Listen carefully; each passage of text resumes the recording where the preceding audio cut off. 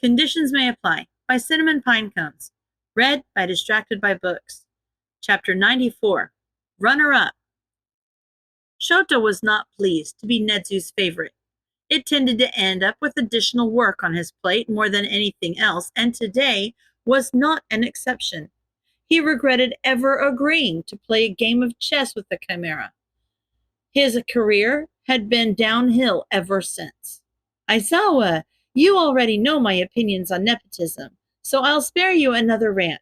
Nedzu started talking before his office door even fully opened. I took the liberty of looking into that board member's progeny that weaseled his way into your class, and I found some rather disturbing accounts of misconduct that had been haphazardly brushed under the rug. Misconduct, he pushed to clarify as the door shut behind him. Several accounts of sexual harassment against both his peers and teachers. Can I even expel someone before they've been accepted? He asked, seeing where this conversation was going. No, and there will be no need for that. That was just a preface for my exciting proposition, the stoat continued. Nedzu's propositions were rarely ever exciting. That was just his way of telling Shota he had more work to do. He just raised an eyebrow, prompting him to continue. The vacant place will be offered to the runner-up, but an acceptance letter has not been prepared for him. Being accepted into UA's hero course is rather exciting news, and I would hate for it to be delivered anything less than spectacularly. The boy's address is listed to be not too far from your residence, so I'm supposed to deliver news spectacularly? He interrupted, managing to make his voice more monotone than it normally was. Yes, of course. I can't think of a more qualified individual, Nedzu replied, without an ounce of sarcasm in his tone. Shota just stared at him blankly. I'll take that as a yes. I've already emailed you the boy's information. He likely already received a letter saying he got into general education, and I'm sure he will be thrilled to have that corrected. You have my gratitude, he chirped with a nauseatingly pleasant smile. He knew there was no point in arguing. Nedzu had already triggered the automatic doors of his office to open, which was to say, this conversation is over. He checked his email on his way out, and the name rang a bell, but he couldn't place why. Knowing Nedzu, he would figure it out once he got there. The address listed was on his way to patrol, but getting a strange visitor at 10 p.m. was probably not something that would be welcomed, no matter how spectacular his news was. Going at a reasonable time and then going back home wouldn't be worth it. Luckily, it wasn't far from the coffee shop he liked on Block 37. He could go there at a reasonable hour, deliver the news spectacularly, then wait out patrol at the coffee shop. Ivy had been acting off lately anyway. He could bring them a muffin or something. It might not help, but he couldn't imagine that it would make it worse. Plan in mind, he set out to find Hizashi, to either tell them to leave without him or to fall asleep on them. He hadn't decided which yet. A few hours later found him knocking on the door of one Shinso Hitoshi. The name had been niggling at the back of his mind since he read it, but the kid who opened the door didn't look familiar. Hello, I'm a representative here on behalf of UA, he started, but stopped himself after the kid's eyes went wide as saucers. He couldn't help glancing behind himself, but no, the kid was looking at him like that. So he knew the kid somehow. He must, if he recognized him enough to be shocked by his presence. Before he could ask about the boy's peculiar reaction, a woman came tearing down the hall behind him. Toshi, what's going on? Who? She too cut herself off and looked at him with wide eyes. Oh. He recognized the woman.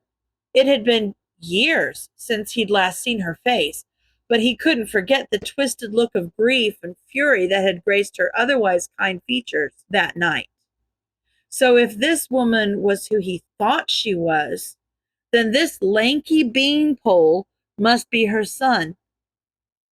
Kami, he felt old. Eraserhead, sir. It's nice to see you're well, she said with a bow far too deep for his comfort. There's no need for that, Shinso-san. Please, he insisted. Come in, Toshi, go put the kettle on. How do you like your tea? She asked, already dragging him inside before he could argue. Nedzu was a rat. Forget mouse or bear or whatever the hell his stupid spiel was. He was a damn rat. He knew he did this for the kid's sake. Learning that the hero who had saved him but failed to save his father was now going to be his teacher was a revelation better had at home than with an audience of his peers. He wished his boss had had the decency to warn him, though. Sadistic bastard. Shota had been thanked and apologized to for several more trivial things, manhandled into a chair, and had a steaming cup of tea set in front of him before he was given the opportunity to get a word in. Not that I'm complaining, but what brings you here, Eraserhead-san? Shinso-san finally asked. I'm here on behalf of UA. Yes! Toshi got in. We got the letter earlier today, she said with a beaming smile. She was clearly very proud of her son, but the boy in question looked far less enthused. Yes, but there has been an exciting clerical error on our part, which is what brings me here this evening. Shinso-kun made it into the hero course, not general education, he stated plainly. Both of their faces turned back to the same twin shocked expressions they'd had when they first saw him, but Shinso-san snapped out of it before her son. If he thought she was beaming before, then he's not sure how he could describe her current expression. If he even attempted to smile that wide, he's sure he'd split his lip. Toshi! You did it! I knew you could do it, she exclaimed, standing up from her own chair to embrace her still gobsmacked son. Okay, he might not have delivered the news very spectacularly, but he had to admit it was fun. He couldn't suppress a fond grin when Shinso-kun's expression caught up with the news, and he smiled the same ear-to-ear grin as his mother. It was nice to replace the wretched visage of grief that the pair had always worn in Shota's memories with this. Maybe that's why Nedzu sent him. Rat bastards still could have warned him, though. Shota waited until they had calmed down a bit to deliver the next part of the news. You've been assigned Class 1A, meaning that I will be your homeroom heroics teacher. He concluded his announcements. Having foregone the limelight heroics route, he had gotten 12 years into his career without ever having seen the star-struck expression Shinso-kun wore on his face. It was odd. It was flattering, but he didn't like it. He would be more than all right with going another 12 years without seeing it again. He was pretty sure he knew what his answer would be, but he felt it prudent to offer regardless. You can be moved to Class 1B with Vlad King if that makes you uncomfortable. I would understand. No, that's 1A is fine. It's good. I'll stay in 1A, Shinso-kun answered inelegantly. Then I will see you soon, he said with a curt nod. Shinso-san, in all her aggressive hospitality, didn't let him leave until he'd finished his tea and been offered dinner no less than 4 times. He definitely needed that coffee after enduring so many pleasantries. Hitoshi had never been more confused, excited, and embarrassed all at the same time.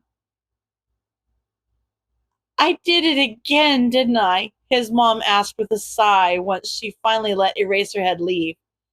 Yes, you did, he replied honestly. She had a tendency to overexpress her gratitude.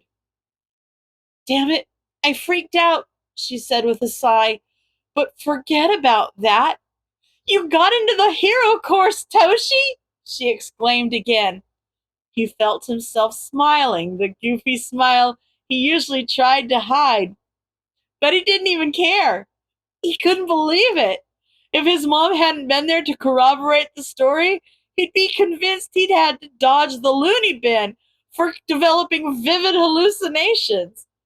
He had been begrudgingly proud of himself for having gotten into UA at all. But the hero course? He got into the hero course?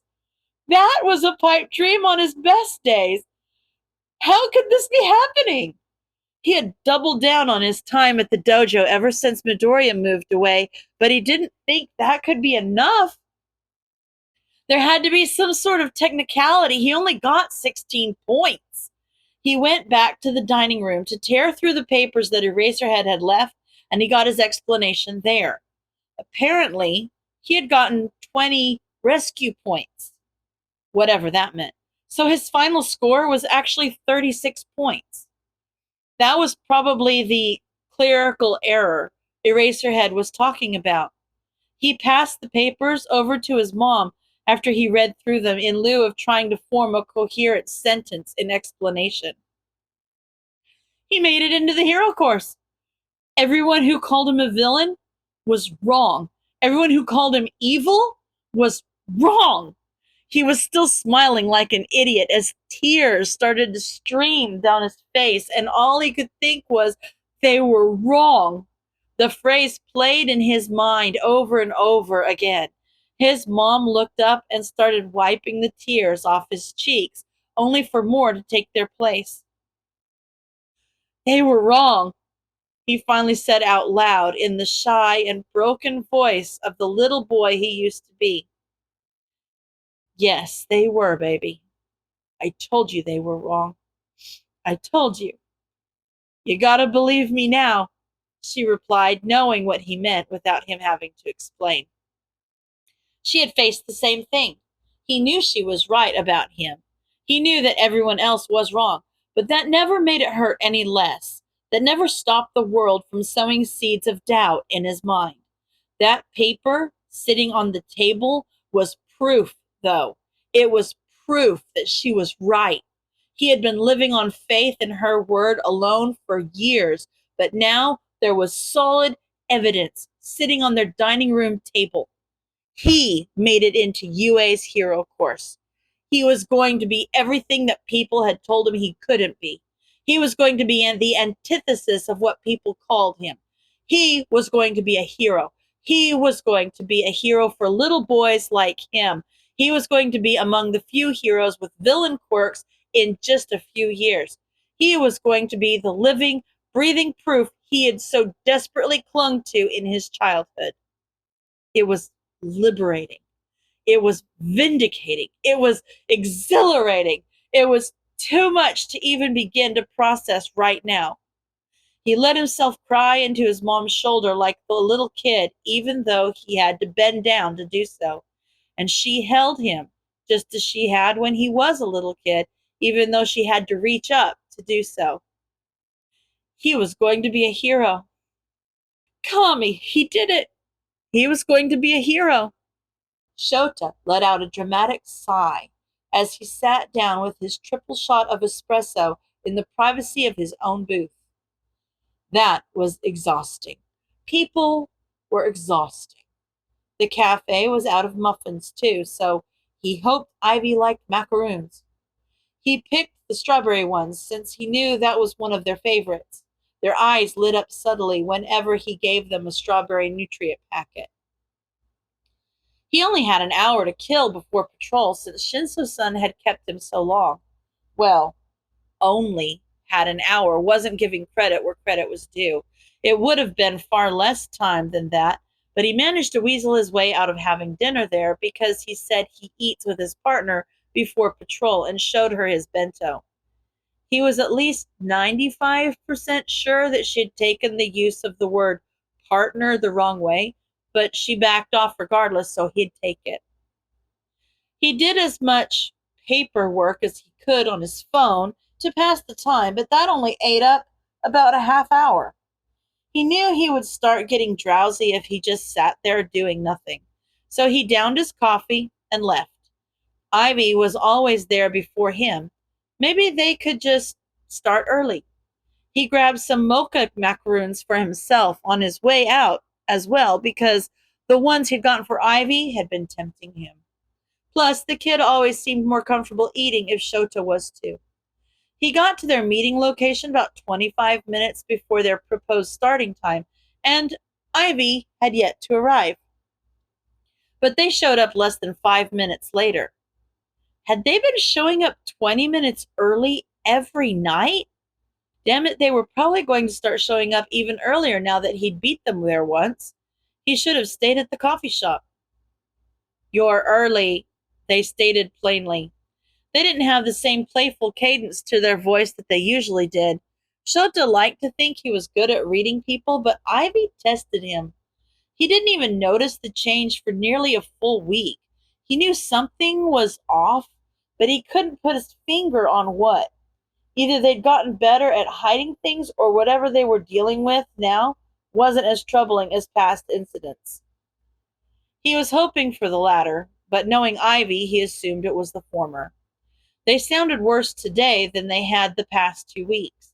Their act would have been convincing to most, but not him. I had some business to attend to nearby, and it didn't make sense to double back home just to leave again," he offered as explanation. Ivy eyed him warily, but didn't say anything. "Brought you some macaroons. You like macaroons?"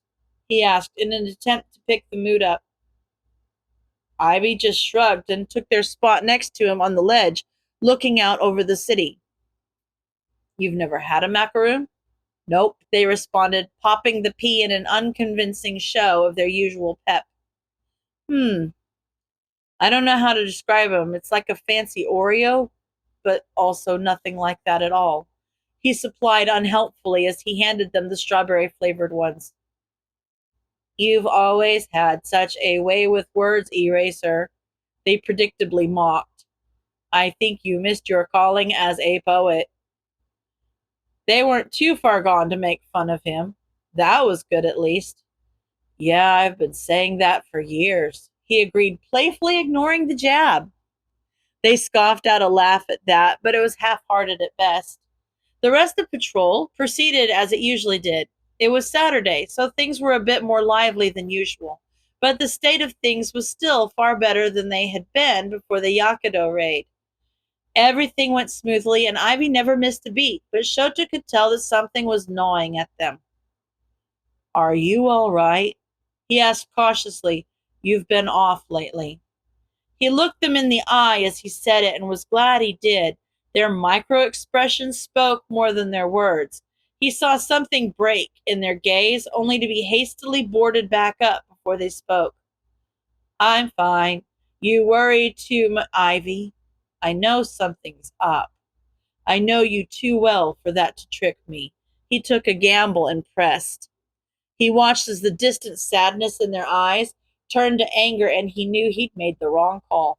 "You don't need to know everything about my life.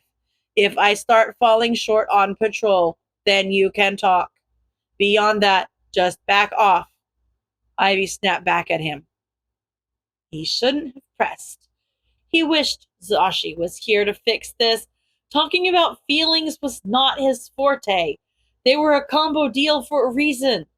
What would Zashi say right now? How would he salvage this? He'd probably tell him to communicate his feelings or something equally irritating. "Kami, here goes nothing. I know it's not my business, but I care. If you're not okay, I'd want to know. I'd want to help. So just let me know, okay? If there's anything wrong or if there's anything I can do," he stated inelegantly. "I know, Eraser," they responded. It should have been reassuring to hear, but they sounded too sad, like they wished he didn't care. He didn't know how to respond to that. He didn't know how to help. He didn't know how to do this shit.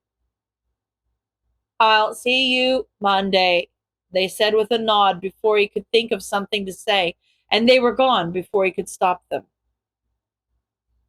He couldn't help but think that his incompetence in situations like this would be the death of them one day. Izuku broke down the moment he ducked under the garage door to the brewery.